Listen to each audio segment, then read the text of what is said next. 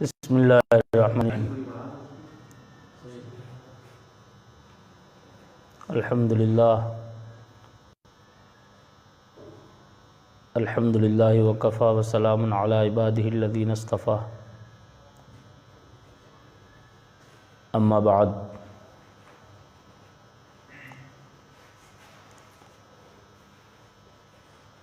درس تصوف کی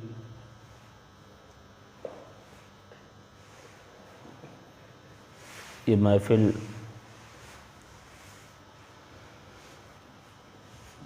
الحمدللہ ایک بار پھر ہم اس میں شریک ہیں۔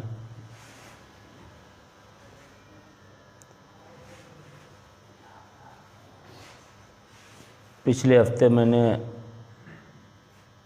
آپ سے عرض کیا تھا کہ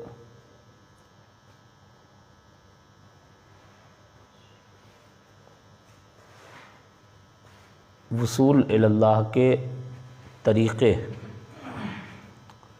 آپ کے سامنے مختصر عرض کروں گا۔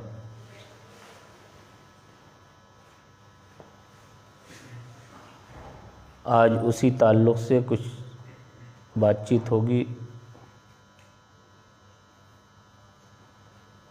آپ لوگ غور سے سماعت فرمائیں۔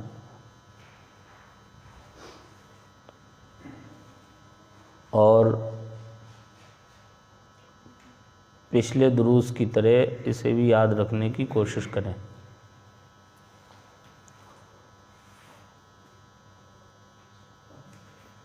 وصول الی اللہ کے طریقے بیان کرنے سے پہلے تھوڑی سی تمہیدی گفتگو ضروری ہے۔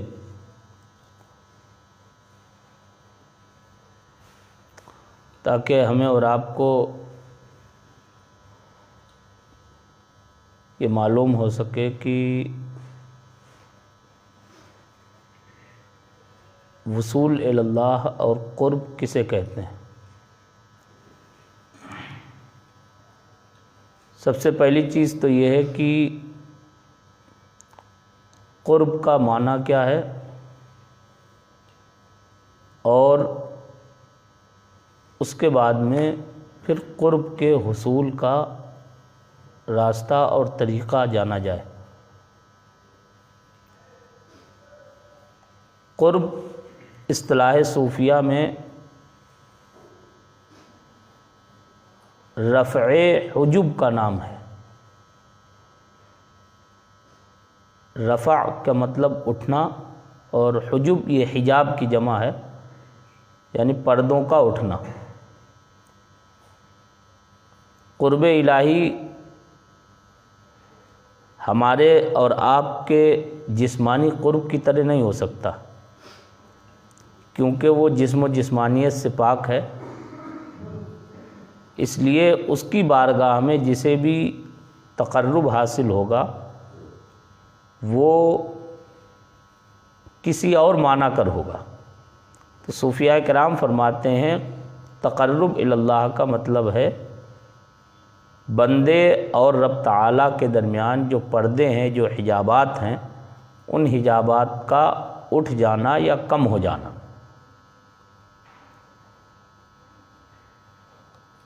اللہ رب العزت کی بارگاہ میں وصول کے لیے بندے اور رب تعالیٰ کے درمیان بے شمار حجابات ہوتے ہیں۔ ان میں کچھ پردے نورانی کہلاتے ہیں اور کچھ ظلمانی کہلاتے ہیں۔ یہ بھی دھیان رکھیں آپ کہ کچھ الفاظ اصطلاحی ہونے کی وجہ سے ہم انہیں اصل لفظ میں ہی پہلے تعبیر کرتے ہیں اور اس کے بعد میں پھر اس کی تعبیر اور تشریح کر دیتے ہیں۔ یہ اس لیے بھی ضروری ہے تاکہ آپ کو اصطلاح تصوف بھی معلوم ہو جائے اور صوفیہ کے مخصوص الفاظ سے مناسبت بھی پیدا ہو جائے۔ ورنہ آپ دیگر کتابوں میں پڑھیں گے تصوف کی تو پھر وہ بات آپ کے اچھی طرح سے اگر آپ ان کے معنی اور مفہوم سے واقف نہیں ہوں گے تو سمجھ میں نہیں آئے گی۔ تو اس لیے جو ہے آپ ان چیزوں کو یاد رکھیں کہ اللہ کا قرب بندے کو حاصل ہونے کا مطلب یہی ہے کہ وہ پردے جو بندے اور رب تعالیٰ کے درمیان حائل ہیں ان کا اٹھ جانا یا کم ہو جانا، یہ اپنے اپنے درجے اور اپنی اپنی حیثیت اور کیفیت اور رب تعالیٰ کی عنایت کے مطابق ہوتا ہے۔ اسی لیے قرب میں درجوں کا فرق ہوتا ہے، کوئی کتنا مقرب ہے، کوئی کتنا مقرب ہے، کوئی کتنا مقرب ہے۔ جیسی رب تعالیٰ کی عنایت اور رحمت جس پر ہوتی ہے وہ ویسا قرب حاصل کرتا ہے۔ اب جب آپ نے قرب کا معنی سمجھ لیا، حالانکہ اس کے قرب کے اقسام بھی جو پرانے حضرات ہیں جو حضور بحر العرفان علیہ رحمت و رضوان کے درس میں شریک ہو چکے ہیں انہیں تو ہمارا خیال یاد ہوگا، لیکن جو نئے لوگ ہیں انہیں نہیں معلوم ہے، اور جو احباب ہمارے آن لائن شریک ہیں انہیں بھی معلوم ہو جائے، اس لیے جو ہے مختصر انداز میں قرب کی صوفیاء کرام نے دو قسمیں بیان کی۔ قرب وہ فرماتے ہیں ایک قرب نبوت ہے اور ایک قرب ولایت، ایک قرب نبوت اور ایک قرب ولایت۔ آپ ان الفاظ سے ہی سمجھ رہے ہوں گے کہ قرب نبوت وہ ہے جو انبیاء کرام علیہم السلام کو بالرسالت حاصل ہوتا ہے۔ بالرسالت کا مطلب ہے کہ اصلی طور پر یعنی خاص طور پر انہی کے لیے یہ قرب ہے، ان کے صدقے میں ان کی تبعیت، ان کی وراثت اور ان کی نیابت کے طور پر ان کے خادم ہونے کی حیثیت سے اگر کسی کو حاصل ہو جائے تو یہ الگ چیز۔ قرب نبوت، یہ قرب کی تھوڑی وضاحت ہم سمجھتے اس لیے بھی ضروری ہے کہ بہت سے لوگوں کے ذہن میں تھوڑے سے الگ اس تعلق سے خیالات ہیں اور ذہن میں کچھ اور بسا ہوا ہے جو تصوف کی اصطلاحات اور تصوف کی صحیح حقیقت سے واقف نہ ہونے کی بنا پر۔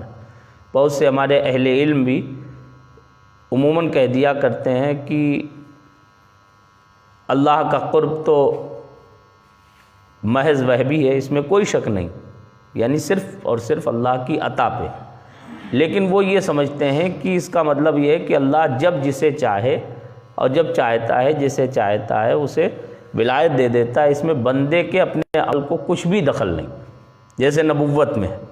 حالانکہ ایسا نہیں ہے، قرب نبوت اور قرب ولایت کو سمجھنا اسی لیے ضروری ہے تاکہ اس فرق کو آدمی ذہن میں رکھ کے، اور جو عموماً لوگوں نے کوششیں ترک کر دیں قرب حاصل کرنے کی اور روحانیت کے حصول کے لیے، جو عموماً آج ذہنوں میں ایک عجب خاکہ بسا ہوا ہے عام طور پر لوگوں کے، اس کی ہم سمجھتے ہیں ایک بنیادی وجہ یہ بھی ہے، لوگ سمجھتے ہیں کہ جو ولی تو اللہ جسے چاہے اسے بنا دے۔ اس میں کوئی شک نہیں ہے کہ اللہ جسے چاہتا اسی کو ولایت ملتی ہے، انسان کی اپنی محنت سے ولایت نہیں مل سکتی، لیکن انسان کی اپنی محنت، مشقت، مجاہدات و ریاضات اور صحبت شیخ وغیرہ جو وصول کے طریقے ہیں، یہ طریقے، یہ مقدمات اور اسباب کہلاتے ہیں۔ اللہ رب العزت کی رحمت ہے کہ جب کسی چیز کا کوئی سبب پایا جاتا ہے تو عموماً وہ مسبب کو بھی وجود بخش دیتا ہے۔ یہ دنیا دار العمل ہے، عالم اسباب ہے، یہاں ہر چیز عموماً سبب سے متعلق ہے۔ جس چیز کا سبب پایا جائے گا تو اس کا مسبب بھی پایا جائے گا۔ بات سمجھ رہے ہیں؟ تو اس لیے جو ہے قرب نبوت اور قرب ولایت کو آپ سمجھ لیں، پھر اس کے بعد ہم مختصر بات کو زیادہ بڑھانا نہیں چاہتے، لیکن یہ ہم سمجھتے ہیں بہت اہم چیزیں ہیں، آپ انہیں اپنے ذہن میں رکھیں۔ اس سے بہت سی جو آپ کے ذہنوں میں طرح طرح کی باتیں آتی ہیں، شبہات آتے ہیں، وہ شبہات اور اشکالات دور ہو جائیں گے۔ آدمی جب کسی چیز کی حقیقت نہیں جانتا ہے تو عموماً اسے بہت سی ٹھوکریں لگتی ہیں اور دھوکہ کھا جاتا ہے۔ قرب نبوت جو انبیاء کرام علیہم السلام کو حاصل ہے بالرسالت، یعنی اللہ رب العزت کا محض اپنے فضل سے بندے کو اپنی طرف کھینچ لینا، اس میں کسی بھی بندے کے کسی بھی عمل کو ذرہ برابر کوئی دخل نہیں ہوتا۔ یہ دھیان رکھیں آپ۔ انبیاء کرام علیہ السلام کے بارے میں آپ نے عقائد کی کتابوں میں پڑھا ہوگا، عموماً ذکر کیا جاتا ہے کہ نبی کوئی اپنی محنت سے نہیں بن سکتا، اپنے مجاہدے ریاضت سے، اپنی نیکی اور پرہیزگاری کے بلبوتے پر کوئی نبی نہیں بن سکتا۔ نبی وہی ہے جسے اللہ رب العزت نے چن لیا۔ اسی کو راہ اجتباء کہتے ہیں تصوف میں، راہ اجتباء، اللہ کا بندے کو چن لینا، اللہ کا بندے کو چن لینا۔ بات سمجھ رہے ہیں؟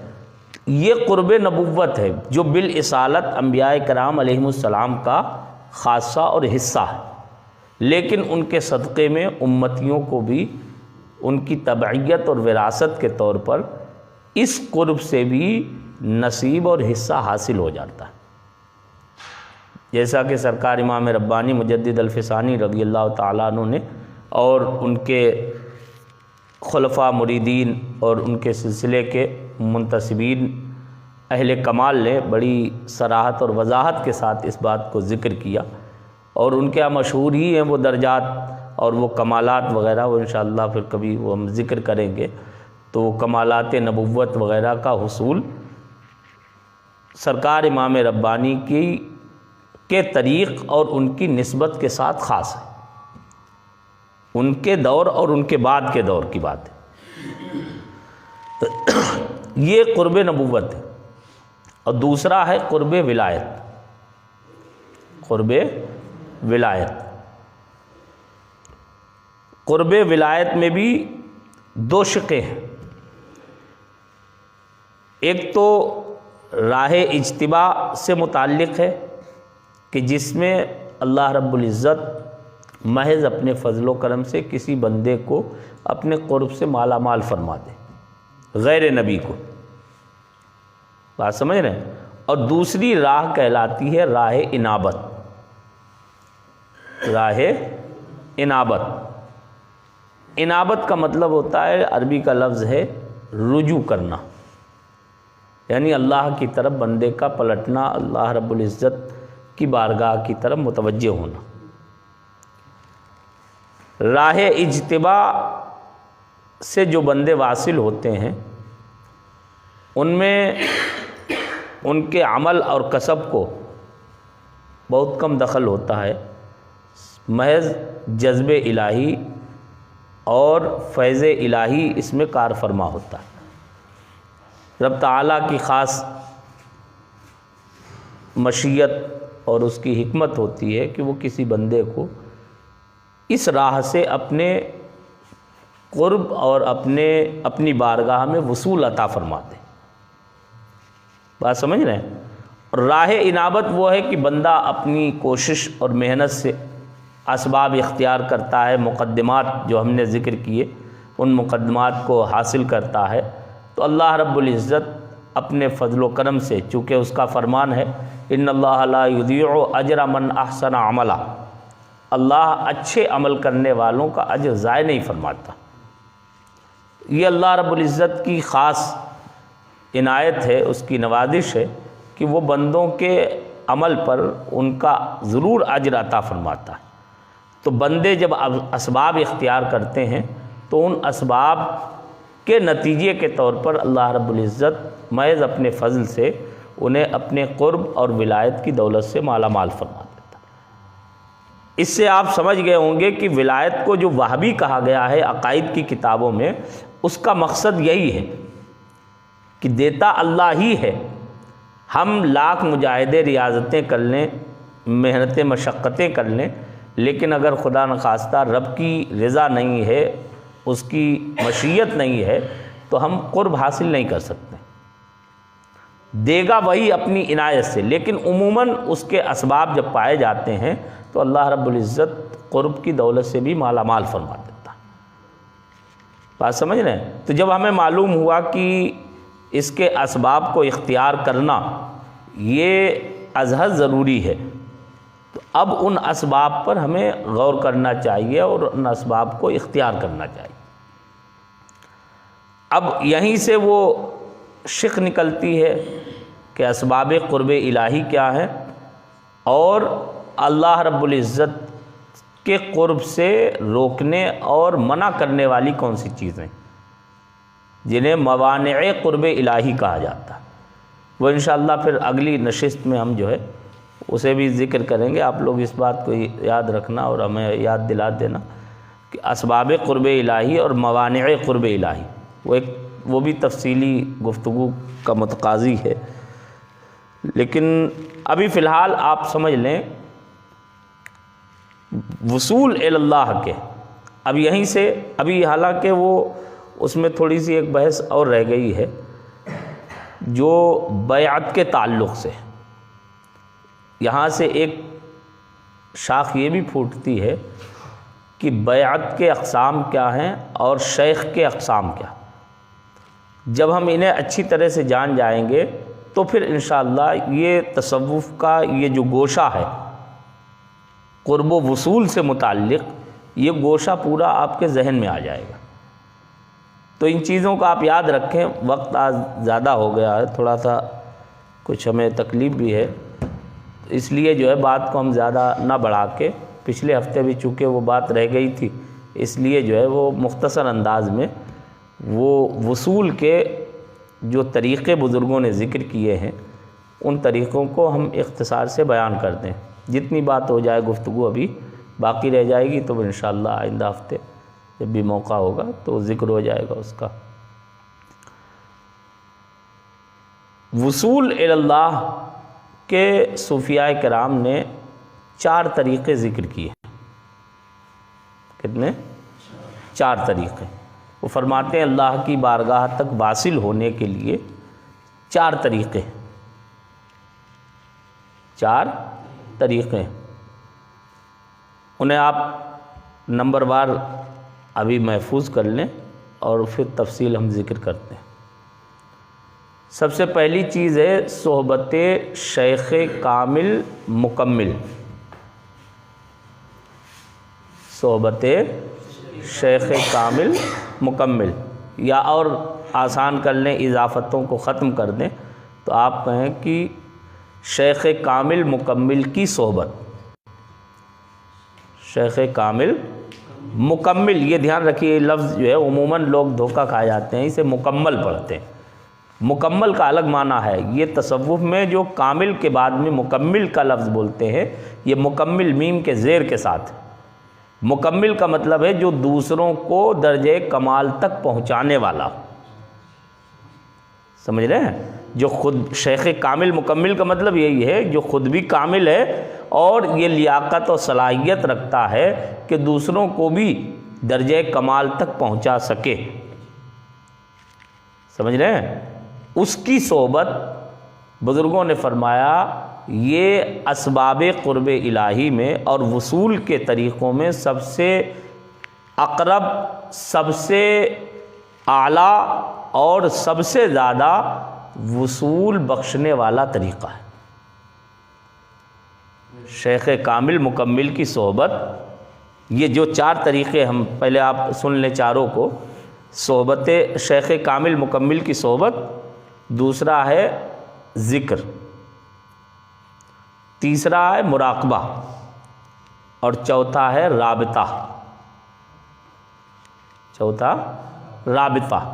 یہ 4 طریقے ہیں جو وصول اللہ کے طریقے اور وصول اللہ کی راہیں جنہیں کہا جاتا ہے.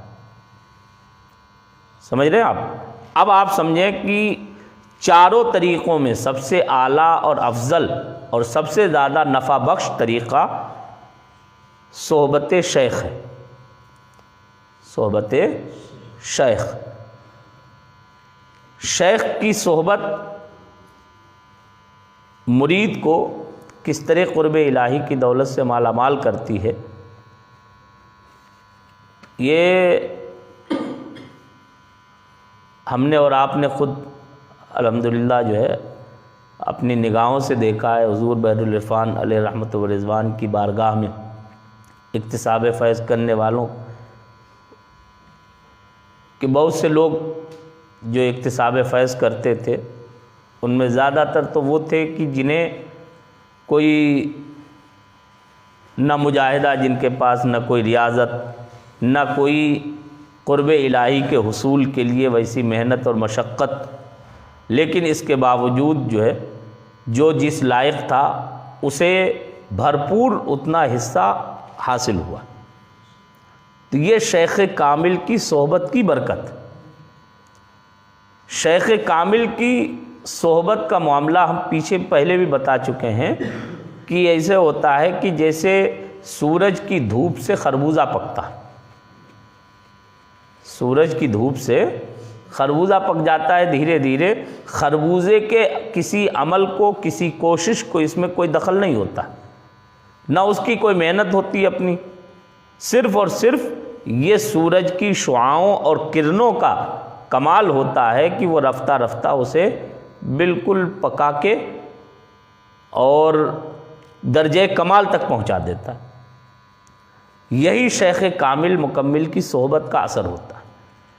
بزرگوں نے فرمایا شیخ کامل مکمل کی صحبت یہ اکسیر اعظم ہے، اکسیر اعظم۔ سرکار امام ربانی مجدد الفسانی رضی اللہ عنہ نے بڑا پیارا جملہ بولا یہاں پر، فرماتے ہیں شیخ کامل مکمل کبریت احمر ہے، کبریت احمر، سرخ سونا، سب سے قیمتی سب سے اہم سونا جو ہے وہ سرخ سونا مانا جاتا ہے۔ وہ فرماتے ہیں شیخ کامل مکمل جو ہے وہ کبریت احمر ہے کہ جو اس سے ٹچ ہو جاتا ہے وہ بھی سونا بن جاتا ہے۔ شیخ کامل مکمل فرماتے ہیں اگر صدیوں میں میسر آ جائے تو یہ اللہ کا بہت بڑا فضل اور احسان۔ شیخ کامل مکمل کی صحبت کی برکت کا یہ عالم ہوتا ہے کہ بندے کو، مرید کو وہ نسبتیں، وہ کیفیتیں مفت میں بغیر کسی محنت اور مجاہدے کے حاصل ہو جاتی ہیں جو کیفیتیں اس کے شیخ کامل کے اندر ہوتی۔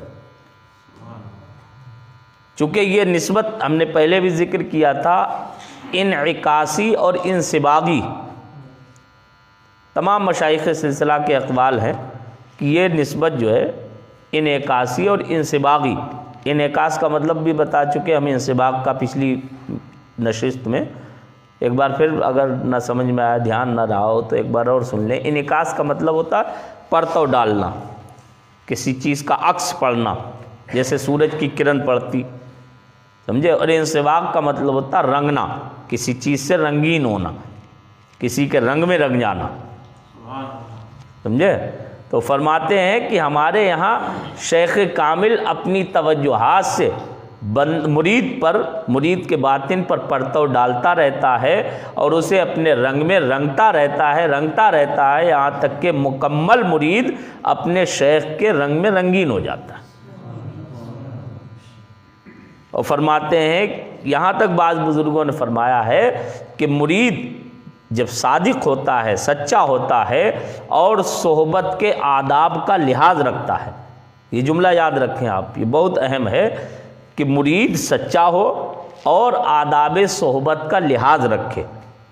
جو صحبت کے پیر کی بارگاہ میں حاضر ہونے کے اور اس کے سامنے یا پیچھے جس طرح رہنے کے جو آداب ہیں، ان آداب کو جب ملحوظ رکھتا ہے بندہ اور مرید، تو وہ مرید ان کمالات سے حظ وافر حاصل کر لیتا ہے جو کمالات خود اس کے شیخ کے اندر موجود ہوتے ہیں۔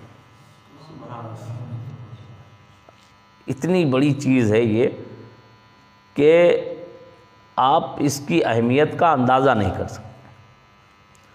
جذب الہی بھی جو قرب کی اصل علت ہے، پہلے بھی ہم نے ذکر کیا نا، اصل علت جو ہے قرب کی جذب الہی، جذب کا مطلب کھینچنا، اللہ کا بندے کو اپنی طرف کھینچ لینا، سمجھ رہے ہیں آپ؟ تو اصل علت قرب کی جذب الہی ہے، لیکن یہ جذبہ بھی جبھی پیدا ہوتا ہے جب شیخ کامل کی صحبت کا فیض ملتا ہے۔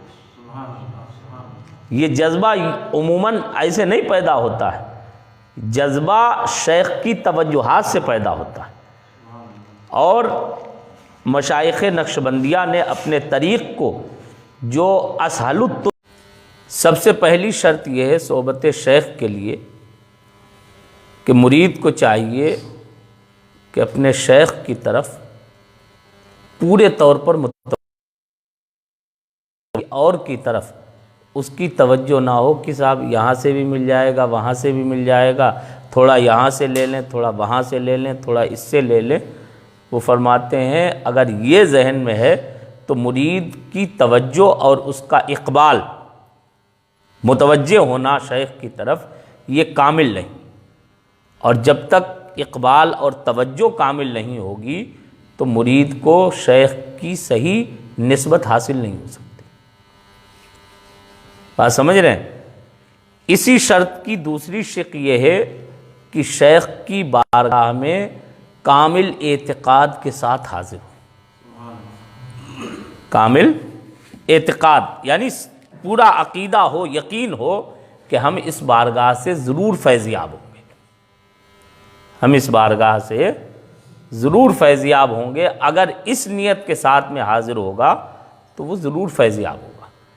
لیکن اب یہیں پر ایک بات بہت اہم بتانا ہے جو آج عموماً مریدوں کے ذہن میں خلجان پیدا کرتی ہے بات، اور جس سے بہت سے لوگ آج حصول قرب میں پیچھے رہ جاتے ہیں اور قرب کے حاصل کرنے کے لیے محنت نہیں کرتے، وہ یہ کہ سب سے پہلے یہ بھی شرط ہے، یہ نہیں کہ جیسے آج عموماً چل رہا ہے کہ کسی بھی شیخ کو دیکھا، کوئی بھی پیر صاحب آ گئے، لوگوں نے تعریفیں کر دیں، کسی مقرر نے صاحب جو ہے ان کے فضائل اور مناقب بیان کر دیے، یا ان کے بزرگوں کی پہلے کی خدمتیں، عظمتیں، کرامتیں وغیرہ سن کے جو ہے ان سے لگاؤ پیدا ہو گیا، اور بغیر ان کی موجودہ شیخ کی سیرت اور ان کی حقیقت دیکھے ہوئے آپ یوں ہی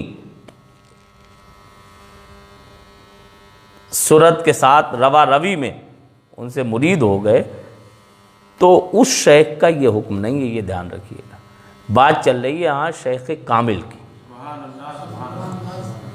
یہ بہت ضروری چیز ہے۔ میں کسی شیخ پر کوئی انگلی نہیں اٹھا رہا ہوں، لیکن آپ دیکھیے آج جو روحانیت ختم ہوئی ہے اس کی ہم سمجھتے ہیں بہت بڑی وجہ یہ بھی رہی ہے کہ لوگ پرانے بزرگوں کے سجادہ نشین بن گئے، یا کسی نے بہت تعریفیں کر دیں، کسی نے ان کے فضائل و مناقب بیان کر دیے، تو بہت سے وہ لوگ جو قرب کے متمنی ہوتے ہیں وہ بھی ان سے طالب ہو جاتے ہیں، بیعت ہو جاتے ہیں، اور پھر وہ سوچتے ہیں کہ اب کوئی دوسرا در دیکھنا جائز نہیں ہے، لہذا انہی کے در پہ پڑے رہو، چاہے وہ روحانیت و تصوف سے واقف ہوں یا نہ ہوں۔ بات سمجھیں؟ اس لیے اس چیز کو جو ہے یہ ہم نہ کسی کی تعریف میں کہہ رہے ہیں نہ کسی کی تنقیص میں، بلکہ ایک سچائی ہے جسے ہر سجدار اور عقلمند آدمی اہل علم آج اس بات کا احساس کرتا ہے۔ بات شیخ کامل کی ہو رہی، شیخ کامل کا پہلے یہ بھی سمجھ لیں، شیخ کامل کامل بار بار آ رہا ہے تو یہ بات رہ گئی، وہ بات اچھی یاد آ گئی کہ پہلے یہ بھی تو سمجھیں کہ شیخ کامل کہتے کسے۔ یاد رکھیں شیخ کامل وہ ہے جو مقام فنا اور بقا طے کر کے مقام مشاہدہ پر متمکن ہو گیا، جو درجات فنا اور بقا طے کر کے مقام مشاہدہ پر متمکن ہو گیا ہو، وہ شیخ کامل ہے۔ ہمارے سلسلے میں درجہ کمال بزرگوں نے کم از کم ولایت کبریٰ رکھا ہے، اس سے پہلے وہ درجہ کمال نہیں مانتے تھے۔ جس انسان کو ولایت کبریٰ تک کم از کم حاصل ہو جائے اسے وہ کامل مانتے تھے اور پھر اسے وہ خلافت مطلقہ اور اجازت مطلقہ عطا فرماتے تھے۔ بات سمجھ رہے ہیں؟ تو اب یہ شیخ کامل کو ذہن میں رکھیں، تو ہم بات کو وہیں پر لا رہے ہیں کہ شیخ کی طرف متوجہ ہو تو کامل طور پر متوجہ ہو، لیکن توجہ سے پہلے، کسی کے دامن سے وابستہ ہونے سے پہلے ہمیں دیکھنا چاہیے جو اعلیٰ حضرت امام اہل سنت رضی اللہ تعالیٰ عنہ نے 4 شرطیں ذکر کی ہیں بیعت اتصال کے لیے۔ ایصال کی تو بات الگ، شیخ کامل کی بات الگ، وہ انہوں نے بعد میں ذکر فرمائی، پہلے وہ بیعت اتصال کو ذکر فرماتے ہیں۔ ہم نے کہا تھا نا کہ بیعت کی بھی شق جو ہے یہاں بیان ہونا ضروری ہے، بہرحال وہ بعد میں پھر ہم بیعت کے اقسام ذکر کریں گے۔ ابھی آپ یہ سمجھ لیں کہ انہوں نے 4 شرطیں ذکر کی۔ سب سے پہلی شرط یہ ہے کہ سنی صحیح العقیدہ ہو، اس کے عقیدے میں، عقائد میں کوئی ذرہ برابر کھوٹ نہ ہو، کیونکہ یہ بنیاد ہے، ایمان اصل ہے۔ دوسری چیز یہ کہ وہ اتنا علم رکھتا ہو کہ مسائل شرعیہ کتاب و سنت سے بغیر کسی کی مدد کے نکال سکتا۔ بات سمجھ رہے ہیں؟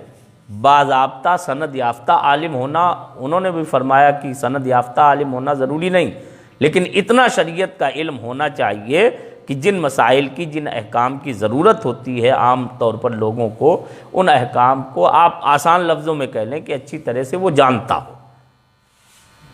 سمجھ رہے ہیں؟ تیسری شرط یہ ہے کہ وہ متقی اور پرہیزگار ہو، متقی اور پرہیزگار ہو۔ اگر بدعمل ہے، اعلیٰ حضرت فرماتے ہیں کہ مجدد صاحب رضی اللہ عنہ کا ہم سمجھتے ہیں گویا کہ یہ قول اعلیٰ حضرت نے نقل فرمایا ہے کہ مجدد صاحب رضی اللہ عنہ فرماتے ہیں کبھی بھی بدعمل سے نیک عمل بننے کا خواب نہیں دیکھنا چاہیے۔ فرماتے ہیں یہ ایسے ہی ہے جیسے دونہ خرط القطاد، ایک لفظ بولتے ہیں، فرماتے ہیں کہ اگر عمل صالح نہیں ہے تو بدعملی تو گویا کہ جو ہے وہ تھوہڑ کا درخت ہے کہ اس سے کچھ حاصل نہیں ہو سکتا۔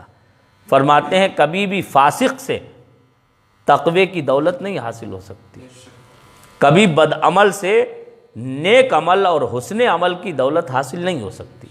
فرماتے ہیں اس کا حال وہی ہوگا کہ وہ خود بھی ڈوبے گا اور تمہیں بھی لے ڈوبے گا۔ سمجھ رہے ہیں؟ اس لیے تقوی و پرہیزگاری ہونا چاہیے، یہ تیسری شرط ہے۔ اور چوتھی شرط ہے کہ اس کا سلسلہ نبی کریم صلی اللہ علیہ وسلم تک متصل ہونا چاہیے، بیچ میں کوئی شیخ کٹا ہوا نہ ہو، ایسا نہ ہو کہ کسی کو خلافت نہیں تھی اور وہ یوں ہی مرید کرنے لگا کہ صاحب ہم فلاں کے خلیفہ ہیں، تو سلسلہ کٹ گیا۔ اب بعد میں چاہے جتنے نیک پرہیزگار آتے رہیں لیکن اس سلسلے سے وہ فیض نہیں مل سکتا۔ بات سمجھ رہے ہیں؟ تو سلسلہ متصل بھی ہونا چاہیے۔ یہ 4 شرطیں تو بیعت اتصال کے لیے ذکر کی، اور شیخ کامل وہ ہے جو ان 4 شرائط کے ساتھ ساتھ مقام فنا اور بقا حاصل کر چکا ہو اور اپنے نفس اور اپنے قلب کا تزکیہ اور تصفیہ کر چکا ہو اور تمام گندگیوں سے اپنے ظاہر و باطن کو پاک کر چکا ہو، وہ شیخ کامل ہے۔ بات سمجھ رہے ہیں؟ تو اس شیخ کامل کے لیے شرط یہ ہے، اگر اس کی صحبت سے آپ فیضیاب ہونا چاہتے ہیں تو اس کے لیے شرط یہ ہے کہ آپ اس کی طرف مکمل متوجہ ہوں۔ بات سمجھ رہے ہیں؟ لیکن آج کے دور میں ضروری یہی ہے کہ پہلے آپ جانکاری حاصل کر لیں، جانچ پڑتال کر لیں، دیکھ لیں کسی شیخ کے کسی کے ذریعے قصیدے سن کے اور کرامتیں سن کے آپ یوں ہی اس کی بارگاہ کی طرف متوجہ نہ ہوں، بلکہ پہلے دیکھیں پہلے وہ 4 شرائط اس کے اندر دیکھیں خود، اور اس کے بعد میں پھر اس کی صحبت میں رہیں اور جو اس کے صحبت یافتہ ہیں انہیں آپ دیکھیں۔ حضور بحر العرفان علیہ رحمت و رضوان فرمایا کرتے تھے کہ اگر کسی کو کسی شیخ کامل کو پرکھنا ہے تو اسے چاہیے کہ اس کے جو فیض یافتہ لوگ ہیں، اس کی بارگاہ میں اٹھنے بیٹھنے والے ہیں، انہیں دیکھے کہ ان کے اندر روحانیت نظر آتی ہے کہ نہیں، نیکی اور پرہیزگاری نظر آتی ہے کہ نہیں۔ اگر ان کے اندر وہ اس کی صحبت کا اثر دیکھے تو پھر سچے دل سے اور صحیح اعتقاد کے ساتھ اس کے دامن سے وابستہ ہو جائے اور پھر یہ یقین سے جان لے کہ جو کچھ ہمیں حاصل ہوگا وہ اسی سے حاصل ہوگا۔ بات سمجھ رہے ہیں؟ یہ ہے مکمل متوجہ ہونا، اور صادق الاقبال اسے بولتے ہیں۔ صادق الاقبال یعنی سچی توجہ، سچی توجہ۔ بات سمجھ رہے ہیں؟ دوسری شرط یہ ہے، یہ پہلی شرط تھی، دوسری شرط یہ ہے کہ جب شیخ کامل میسر آ جائے تو اس کی صحبت کی شرط یہ ہے کہ ظاہر اور باطن میں، زبان سے اور دل سے کبھی بھی اپنے شیخ پر اعتراض نہ کرے، نہ اس کی موجودگی میں نہ غیر حاضری میں، شیخ کے کسی بھی فعل پر کوئی اعتراض نہ کرے۔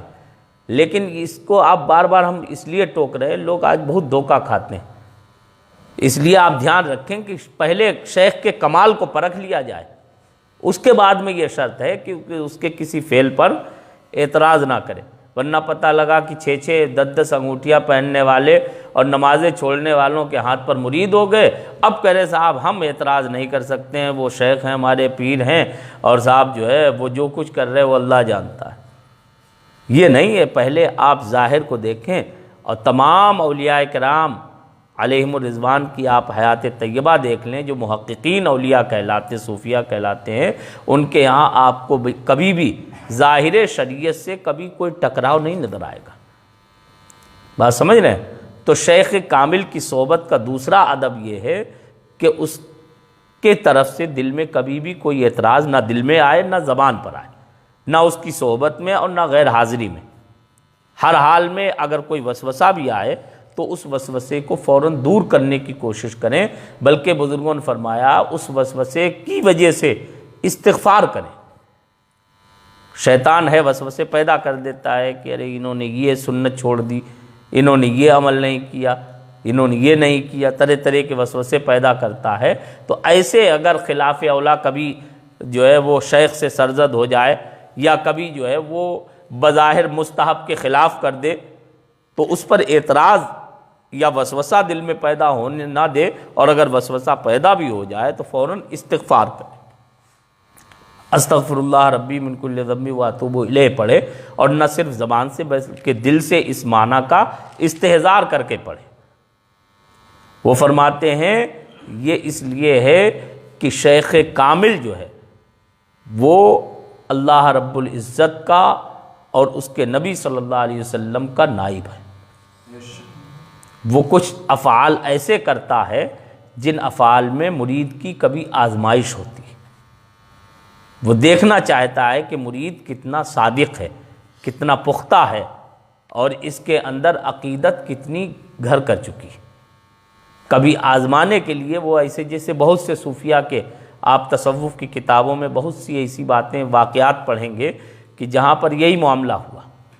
بہت سے ہم واقعے بیان کرنے لگیں تو بہت ٹائم نکل جائے گا، لیکن آپ سنتے اور پڑھتے رہتے ہیں، پڑھ بھی سکتے۔ بہت سے ایسے واقعے ہیں کہ جو واقعی میں اولیاء کرام تھے، کاملین تھے، انہوں نے کبھی کبھی اپنے صحبت یافتگان کے سامنے کوئی ایسی بات ذکر کر دی، ایسا لفظ بول دیا، یا کوئی ایسا کام کر دیا کہ جس کا مطلب اور مقصد کچھ اور تھا، لیکن وہ آزمانا چاہتے تھے کہ دیکھیں ہمارے سچے مرید کون ہیں، اور صرف ہمارا نام سن کے یا کسی اور وجہ سے ہماری بارگاہ میں اور مجلس میں بیٹھنے اٹھنے والے کون۔ تو اس سے وہ چھٹائی کر دیتے تھے، اور بلا وجہ کے جو غیر محرم اس لائن کے ہوتے تھے وہ ان کی محفل سے دور ہو جاتے تھے۔ بات سمجھ رہے ہیں؟ تو اس لیے وہ کبھی آزمائش کے طور پر ایسا کر سکتا ہے، تو کبھی بھی دل میں بھی اعتراض نہیں آنا چاہیے۔ تیسری شرط یہ ہے کہ شیخ کے سامنے ایسے ہو جیسے مردہ بدست غسال، مردہ بدست غسال یعنی جیسے مردہ غسل دلانے والے کے ہاتھوں میں، یہ مرنے کے بعد جسے کسی کو غسل دلاتے ہیں تو ہم کیا کرتے ہیں، غسل دلانے والے جسے چاہتے ہیں جیسا چاہتے ہیں پلٹ دیتے ہیں، کبھی دائیں کبھی بائیں، کبھی یہ ہاتھ اٹھایا کبھی وہ ہاتھ رکھا، کبھی سر ادھر کیا کبھی گردن ہلائی۔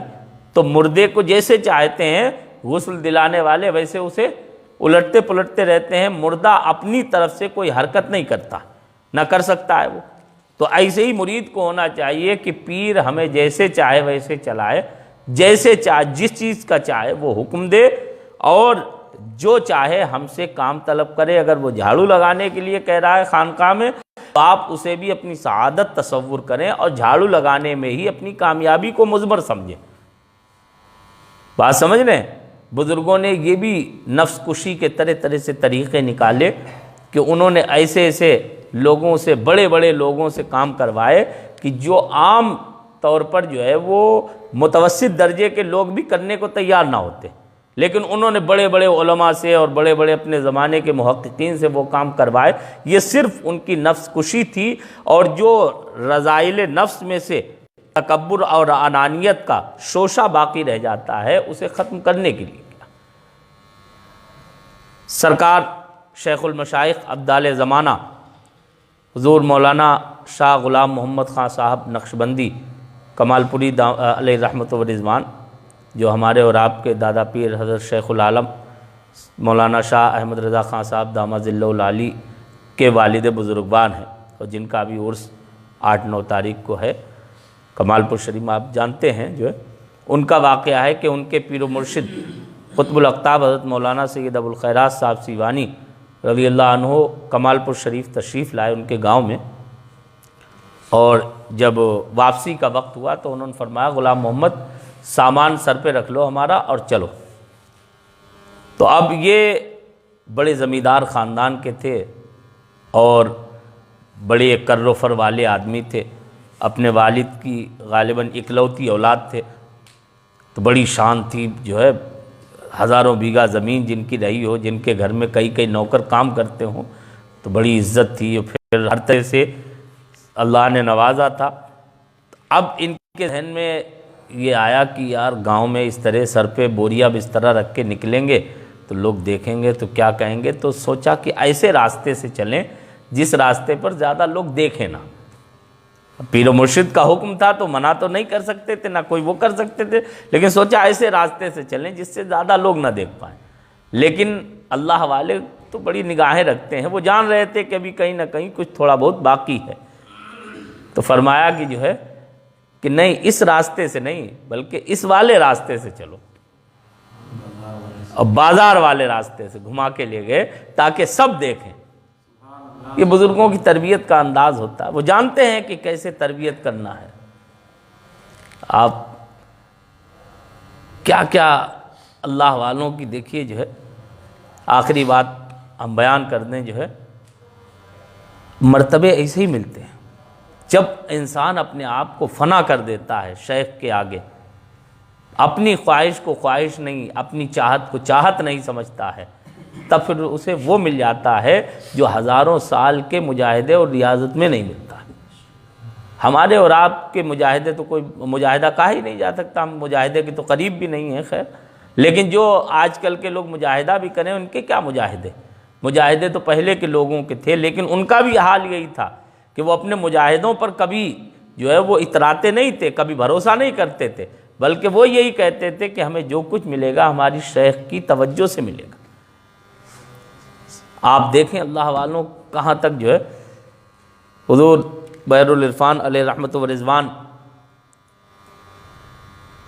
ابھی چند سال پہلے جو حضرت شیخ العالم دامہ ظلہ العالی کافی علیل تھے، بنارس تشریف لے گئے، اور مولانا آفتاب صاحب ہمیں بتا رہے تھے، یہ ساتھ میں تھے، تو ہاسپیٹل میں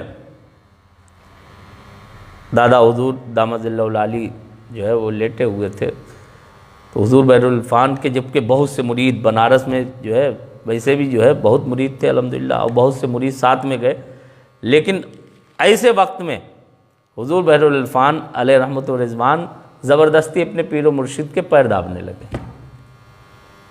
بعد میں یہ بتا رہے مولانا آفتاب صاحب کہ جب واپسی ہوئی اور راستے میں آ رہے تھے تو مجھ سے فرمانے لگے کہ ہم نے جو ہے اگرچہ ہمیں پیر دابنا نہیں آتا ہے اور ہم پیر داب بھی نہیں پاتے ہیں، لیکن ہم نے ایسے وقت میں حضور شیخ العالم کے پیر اس لیے دابے کہ ہم دیکھ رہے تھے کہ ہمارے اندر کوئی نفسانی خواہش کا کوئی شوشہ باقی تو نہیں ہے۔ کہ ہمارے دل میں یہ تو نہیں ہے کہ ارے اتنے مریدوں کے سامنے ہم پیر دابیں گے تو کیا لگے گا. فرماتے ہیں ہم اپنے نفس کو ٹٹول رہے تھے کہ کہیں اس کے اندر کوئی زندگی کی رمق تو نہیں رہ گئی. اللہ، کیسے لوگ ہوتے تھے بے نفس. آپ نے وہ فوٹو بھی دیکھا ہوگا کہ بنارس میں ہی جو ہے کمال پور شریف میں تشریف لے گئے، بڑا لوگوں کے پاس ہے جو ہے بہت سے لوگ. تو آپ دیکھیے پیر و مرشد سامنے سے آ رہے ہیں تو کم سے کم 10 میٹر دور اپنی چپل اتار کے، وقت کا اتنا بڑا اللہ کا محبوب بندہ جس کے جو ہے ہزاروں لاکھوں چاہنے والے ہوں، جان دینے والے ہوں، جس کے سینکڑوں علماء مرید، اپنے ایک ایک علم اور فضل کا مالک، ایک سے بڑھ کر ایک انسان جس کی غلامی پر فخر کرتا ہو، وہ انسان آپ دیکھیے. اللہ اکبر، کیسی بے نفسی ہوتی بزرگوں کی کہ چپل اتنی پیچھے اتار دی کہ پیر و مرشد سے ملاقات کر رہے ہیں اس وقت میں یہ بھی گوارا نہیں ہے کہ چپل پہن کے ملاقات کریں. یہ ادب ہوتا ہے.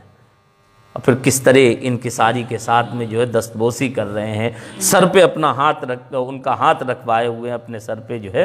یہ بتا رہے تھے تربیت کا انداز، ان کے نفس میں تو کچھ بچا ہی نہیں تھا.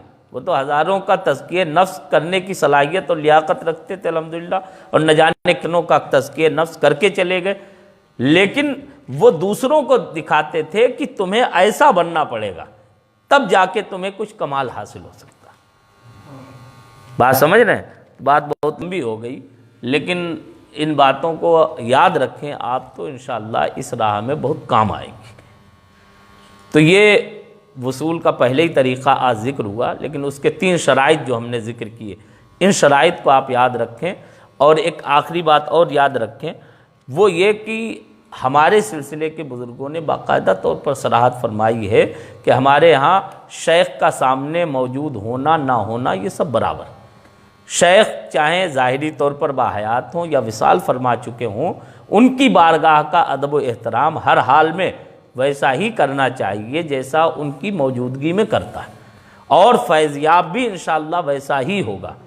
ان کی توجہ جیسی ظاہری حیات میں تھی الحمدللہ اب اور بڑھ گئی ہے، اس سے کم نہیں ہوئی.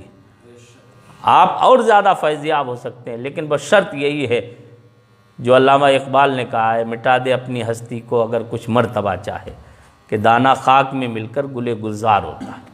مٹانا پڑتا ہے. ان کی بارگاہ میں فیضیاب ہونے کا صرف ایک ہی راستہ ہے کہ اپنی انا کو فنا کر دو، انشاءاللہ کامیاب اور کامران ہو جاؤ گے. وآخر دعوانا ان الحمدللہ رب العالمین.